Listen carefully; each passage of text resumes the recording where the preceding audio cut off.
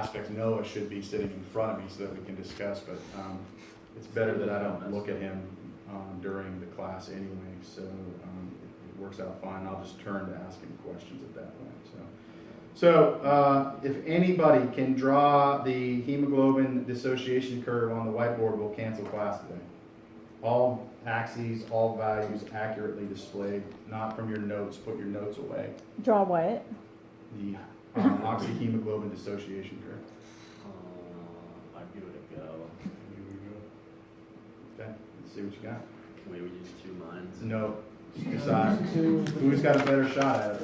Austin will go, and we didn't cancel class. Because we went on and you demonstrated it. Sigmoidal, there you go. Was it usually called on sigmoidal? I actually watched a really good video on this last night. They better be accurate. There better be 2 y-axes. I'm telling you that right now. Yep. First axis is It's not time. Hey, peanut gallery. Keep it down.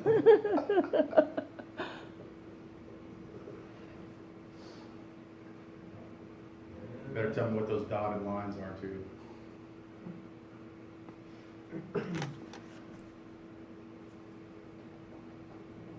X-axis. He's never going to get the x-axis, boys and girls, ever. I'm pretty good doing this much. That's pretty good, except it doesn't tell us anything. Anything. Also, it's a good-looking picture. Doesn't tell us anything. Can I help a little bit? Wendy, what is the correct answer? I don't know. No. You chose Austin as your representative. Live and die by it.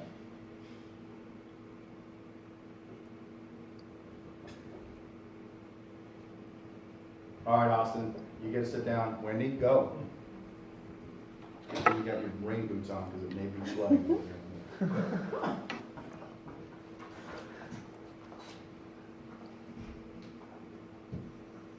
Oh! Ouch! Get that out of here. There you go. Get that mess out of here, what she said. Get out of here, Austin. Oh. That makes that not too bad.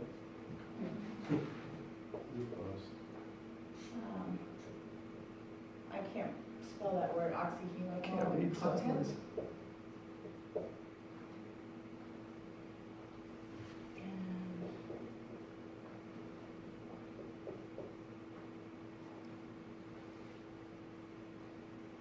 Doing pretty good so far. So these dotted lines represent, okay, this is pressure. So once you get to, like, let's say this is 80% pressure, you're at 100% saturation.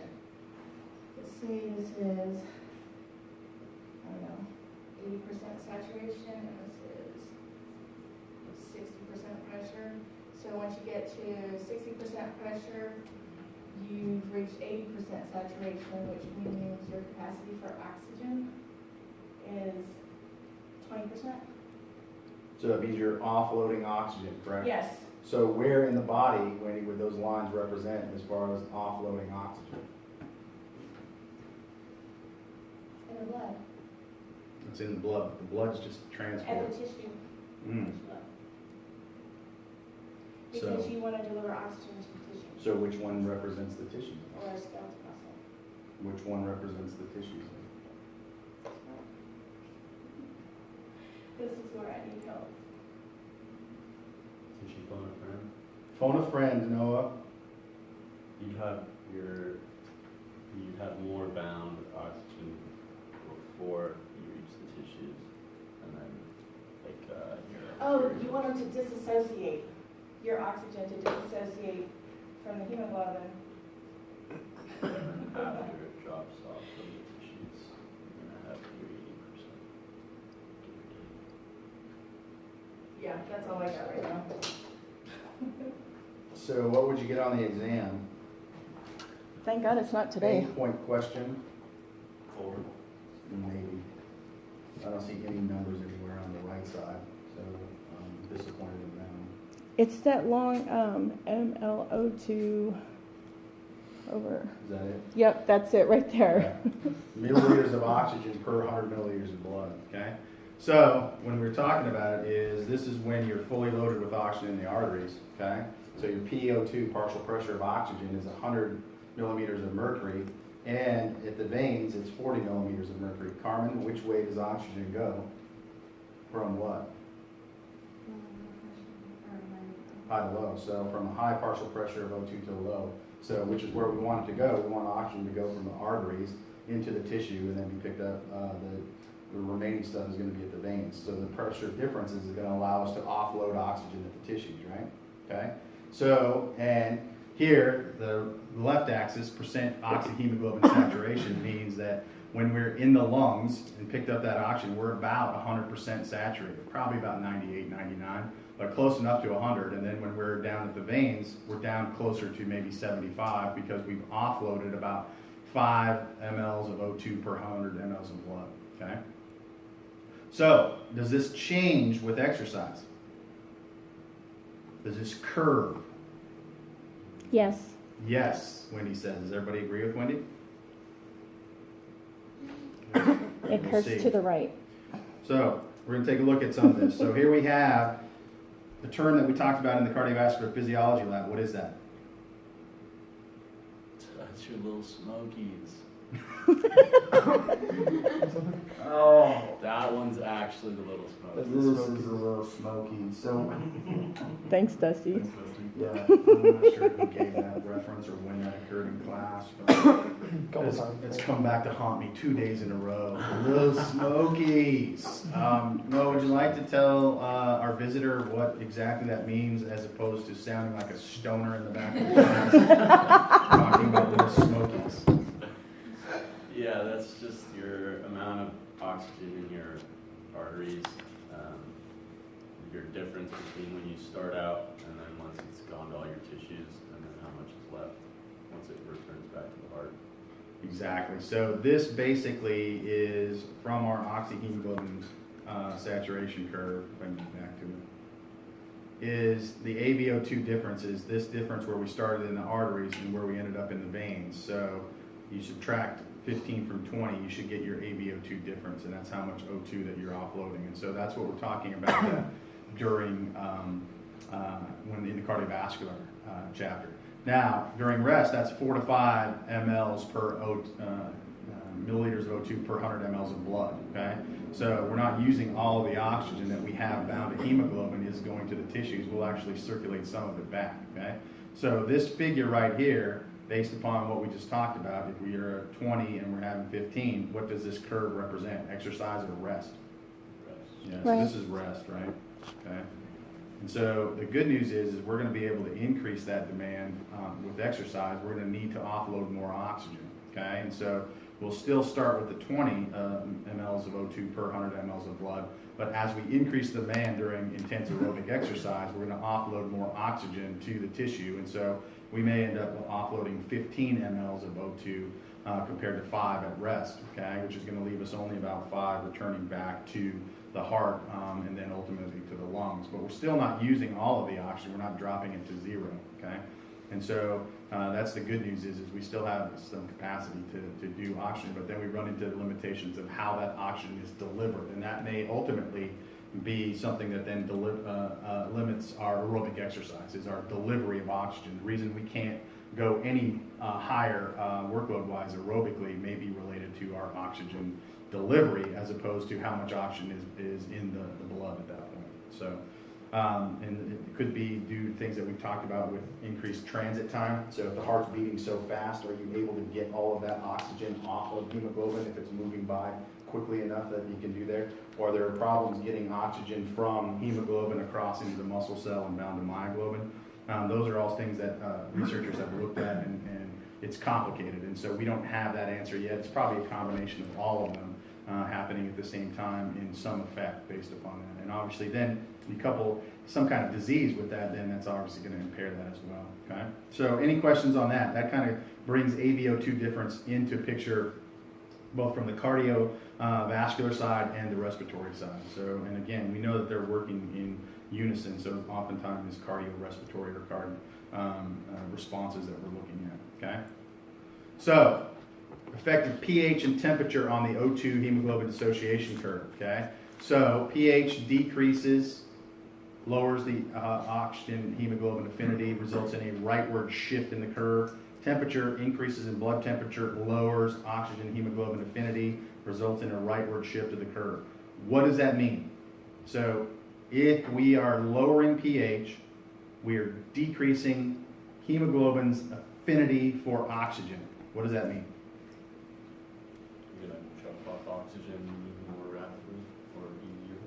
You're not able to associate in the first place. So let's look at what happens to pH. So the middle one, 7.4, is our normal pH right here, okay? And so if we become more acidic, what happens to pH? Drops. So the 7.2 is the acidic, right?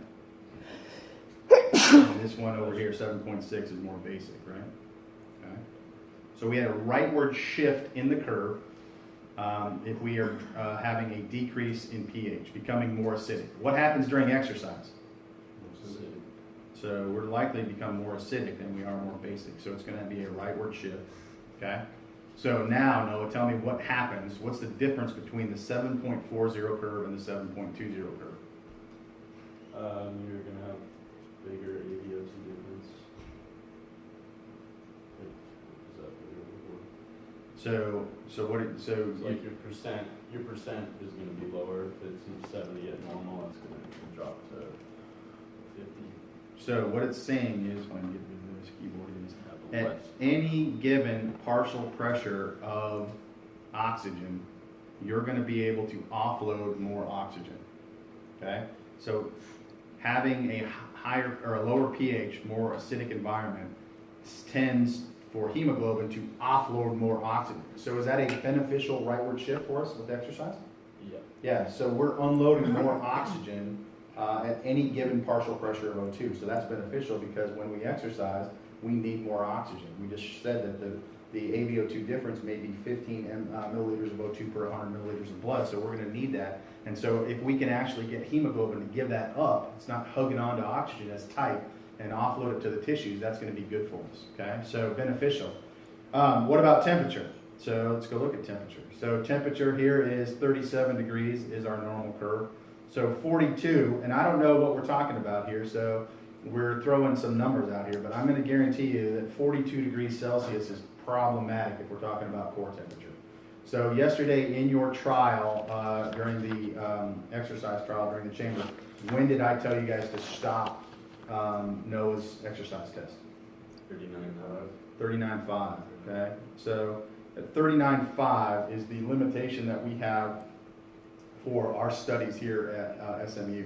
So IRB, Institutional Review Board, will not allow us to heat people up beyond 39.5, whether it's done with exercise, whether it's done with our passive whole body heat stress, or whether it's a combination of both. We could have like you guys yesterday had the combination of both. What was the temperature of your chamber? 36. I think 36 degrees Celsius and 75% humidity, right? So that's a pretty good ambient heat load, and then you guys were exercising at what percent VO2 max? It was 60%. So 60% of what? Heart rate. Heart rate max. And then how long did you do that? 30 minutes. 30 minutes. So that's a pretty significant heat load there, right? So it's possible an individual could approach a critical threshold if you're not sweating appropriately or if the sweat isn't evaporating, so you're not dissipating heat. And it's possible at 75% humidity, you could have affected some of that heat dissipation by affecting how sweat evaporates off you. So when you got done with your trial, what did you notice about sweat in the bottom of where was it at? Underneath the bike. Yeah, it was pooled up underneath the bike. If it's pooled up and underneath the bike and evaporating off the floor of the environmental chamber, guess where it's not dissipating heat? From NOAA, okay? So obviously the high humidity had an impact on that because your sweat was dripping off of you. And dripping it off doesn't allow for heat dissipation because we need it to evaporate in order to get the dissipation, okay? So 42 degrees Celsius, a lot of times you are already in the throes of either some kind of heat-related disorder, whether it be heat exhaustion or heat stroke. So I'm not sure we want to use 42 degrees as a reference point as for our temperature, but that's what our textbook has in it. So, but despite that, even if you went to 39.5, you would get a shift in that oxyhemoglobin dissociation curve. So, is that a good thing? Yeah. Why? No? Same thing as acidity, it's gonna unload more quickly. Same thing. So at any given partial pressure of oxygen, hemoglobin is going to allow us to pull more of that O2 bound to it and deliver it to tissues. And so, is that important? Why? You just did because body temperature goes up during exercise, right? What if it's just a heat stress? Is that important? Yeah. What if you guys just went into, what if we had physiological data on Wendy and Austin in the chamber? What do you think happened to you guys? Increase metabolic activity. You had probably an increased metabolic rate. Do you think your guys' heart rate was up? Mhm. Possibly. Why? Sweat. Working out. So sweating is a part of that, but what's another part of dissipating heat? Redistribution of blood flow. Redistribution of blood flow specifically to where?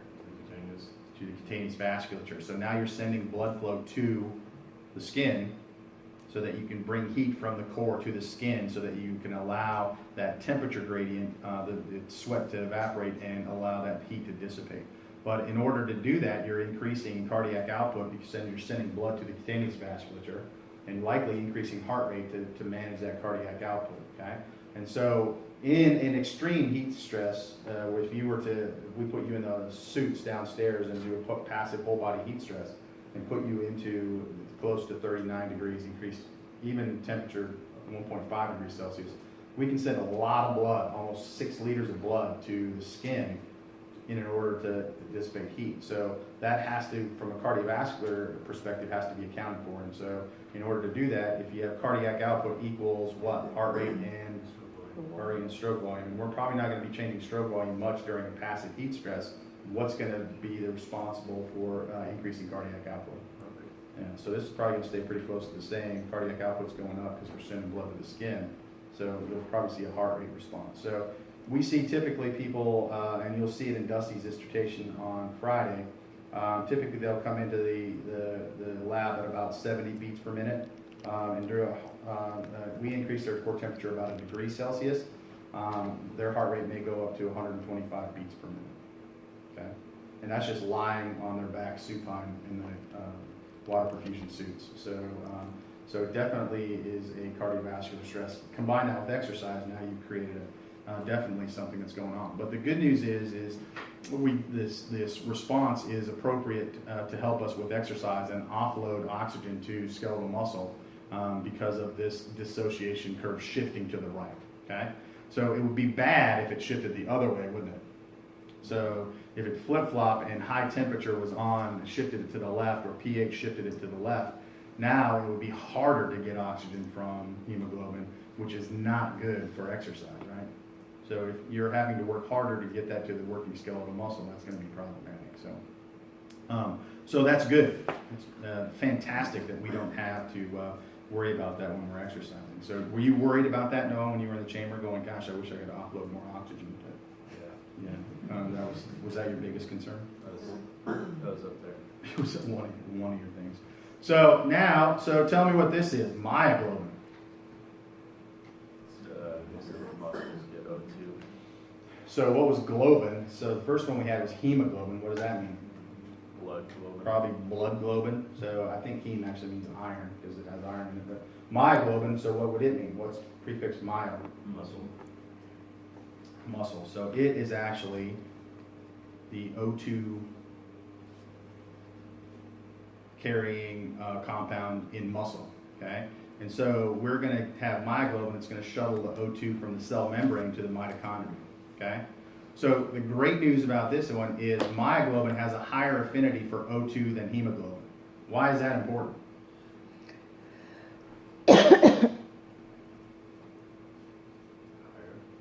So if you were to look at, this is the sarcolemma, and this is the blood vessel coming across here. And so myoglobin is taking oxygen from the cell membrane to the mitochondria, and hemoglobin's in here. Why would you want to have a higher affinity in myoglobin? So I will take it from the Yeah, so it takes it from the hemoglobin, exactly. So if the myoglobin was there as the blood is going by and it's going, whatever. Yeah, I don't want it. I can't get it from you. Oh, please, release the oxygen. That's going to be a problem. So you'd rather have myoglobin be a bully. Give me that. Okay? Take it into the cell, take it to the mitochondria.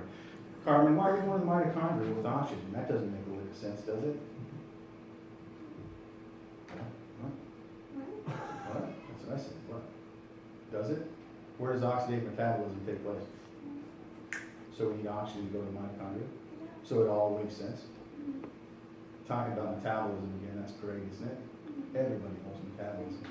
You want to know who really loves metabolism? Physiologists, we deal with metabolism. We're not. Grit your teeth. Yeah, we just like, we'll go through it, but we're not going to be going like you when you come in on Mondays.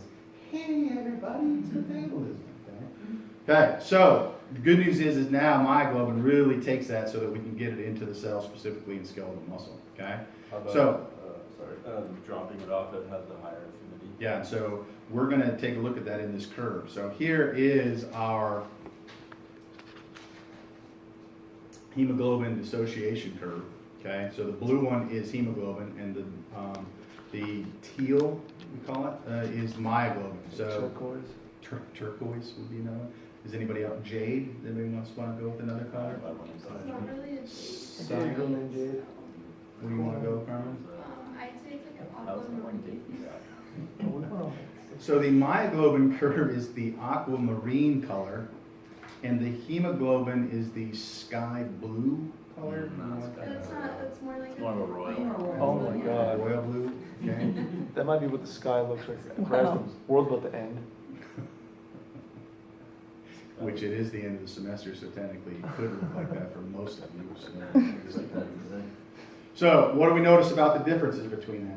Aquamarine, that's nice, Carmen. That's the first time that's Aquamarine? come up, yeah. That's like a. Ooh, what's Which that? one? Is that The a ellipsoid? bottom one? She says this is aquamarine here in my Okay, I could buy that. It's kind of toothpastey as well. toothpastey. Toothpaste. Yeah, I don't know what kind of What's toothpaste. your Turquoise, Toothpaste? teal, crest. What are you talking about? We Teal? deal with crest. I hate teal. I don't like teal. I like aquamarine. That sounds professional. Sounds like you're some kind of designer, Carmen. What we really want to do is put some aquamarine. I don't know anybody that talks about aquamarine jewelry though. It's all about that turquoise jewelry, right? Who even wears- Anyone so- wears turquoise. Native Americans do. Oh, you're dissing on Native American culture now. Oh, jeez. they Now. don't- Oh, wow. Okay, hold on. Okay. We're not going to talk about Native Americans or prison or anything like that. So we're going to talk about myoglobin. So Noah, tell us about myoglobin. You were quick on the uptake there. Something about myoglobin. Is that the ellipsoidal? Ellipsoidal.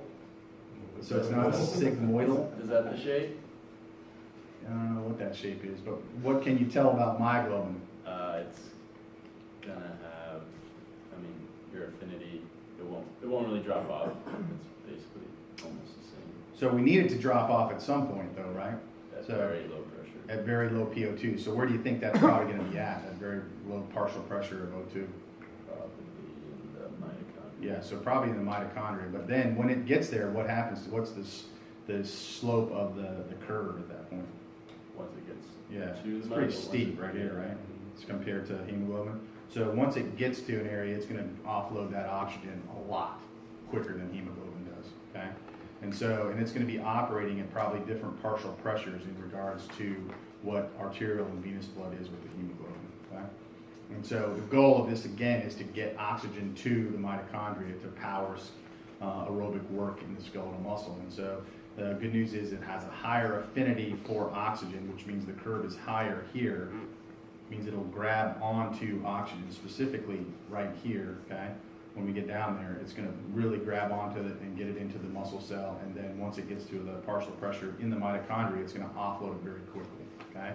So each one, hemoglobin and myoglobin, is by intelligent design, does a fantastic job in making oxygen delivery efficient and maximal based upon demand and where the tissue is with regards to partial pressure of O2, okay? Any questions about hemoglobin, myoglobin? Okay. Will acidity and temp have anything? So acidity and temperature won't affect myoglobin as much as hemoglobin. It does have an effect on it because you will get the shift of it. It's just based upon the chemistry, the Bohr effect of it. So, but it's not as drastic as hemoglobin. So, but that's where temperature, theoretically, if you're looking at this right here, where does changes in pH happen? Is it happening in the blood? Yeah. Really? So lactate is being made in the blood? No. Where's lactate?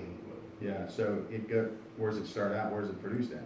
Muscle. So actually, we're looking at the changes in pH are happening in the muscle as opposed to the blood. The blood is a way for us to, and we're going to talk about how the respiratory system is a way for acid balance, but everything is happening in the muscle cell, and we're using the blood again as a transportation system. We want to get it out of the muscle cell, get it into the blood so we can take it away from it, so we're not going to alter the environment and make it impossible to do the task that we need to do. Same thing with temperature. So the blood is actually carrying that heat gradient, and will go from high to low. So if it's hot in your muscle and your blood is cool, heat is going to go into your blood, and then the blood is going to be able to take that heat away, and hopefully you can send it to the skin and then dissipate it through evaporation of sweat. Okay. You can also send it to the environment through radiation, but that doesn't happen very much in respect to exercise. Most of what we do is through evaporation. So there's this. We're talking about evaporation. There's a saying about pigs. What is it? So Noah yesterday was in the chamber. What were you sweating like? No, you sweat like a pig, weren't you? Pigs don't sweat. Pigs don't sweat. So yeah, exactly. So we're one of the very few species that sweat. So what are other ways that people can and mammals can dissipate heat? Hyperventilation. So they'll use their respiratory system. So they'll use gas to do that. So who does that? Dogs. Dogs do that pretty well. Okay. Do dogs sweat? They can a little bit. So if you've ever worked your dog out pretty hard, you'll notice that they sweat a little bit. Horses sweat. You ever watched the Kentucky Derby? It's coming up. Anybody got a horse and pony? You betting on a pony? Do what? You betting on a pony in the Kentucky Derby? I was going to bet on Gronk, but he's not going to be in the field this year. So, but horse The racing, real Gronk will. the real Gronk will be there, but nobody wants to see that idiot walking around wearing hats and stuff. Don't rhinos sweat? What's that? Rhinos sweat. I think to a small extent, yeah. Most animals, what do they do to combat heat? Ears. You do ears, okay. Tails, rats do tails, okay. They sweat out of their tail. They don't sweat out of their tail, what do they do? Scratch of a skull. Send blood to. Send blood to your tail, what do they do to your ears? Send blood to. Send blood to your, so then you radiate heat from your tail and your ears. But animals actually do it, most of them do behaviorally. So what do? Go to the shade. They go to the shade. If you're a lion and it's hot outside, where do you go? You go under a tree. Yeah, you stay out of the heat. So do humans do that? Yeah? Yeah, we're doing it right now, aren't we? So we go into an air-conditioned building. So when you're doing your study, so one of the questions that someone's going to ask tomorrow, so write this down, was your participant acclimated to the heat? How do you define acclimated? Have you been out in the heat doing exercise so that you would tolerate heat better or not? And so if you were acclimated, if you were exposed to heat and exercise in the heat, would your responses be different? Perhaps. That's what you're going with? Okay. Well, And then I'm gonna go, how? Perhaps. That's an awesome one. Perhaps. sounds pretty smart. Or equally, maybe not. So depending on how you do it. Yeah, so that's one of the things. So are we acclimated to heat in Texas compared to, let's say, people from Canada? Yeah. Anna, what do you think? Right now, no. You probably are, Anna, or is the rest of us? Are they more acclimated to heat too? Yeah, so do you think? So you likely are acclimated because you play soccer out on the field, right? So you're working out in the heat and humidity right now, such as it is, but even later. But average people in Texas, do you think they're acclimated? And before I moved here, there were more acclimated than others. You think so? So I would probably say they're less acclimated. Why? Because I'm not outside. Say they don't go outside. So what do? They stay in air-conditioned, climate-controlled rooms, so they're probably less acclimated sometimes. So that's an interesting thing where people will ask us about this during our studies. They'll say, well, you guys live in Texas, so you're heat acclimated. I'm like, no, we're not, because we have air conditioning. So most people avoid the heat, or so that you're not heat acclimated, okay? So were you heat acclimated? Me? Yeah. No. You were a study participant, right? Yes. You live in Vegas. I'm better than some, but not for now. Perhaps. Let's just leave it at perhaps. That was the best response that we could have hoped for at that time. Was it perhaps? Texas is also having a hard time making up its mind about whether it wants to be hot or cold. Yeah, well, you guys don't know Seen what the cold for a is, while. right, Hannah? You guys would die. But she's from north of the wall. Yeah, she would feel, are we making a wall out there too? The Canada's making a wall. Yeah. We're gonna build the wall. Build the wall. There's They're some probably- bad hombres up there. Canada building the wall. I would guess for that.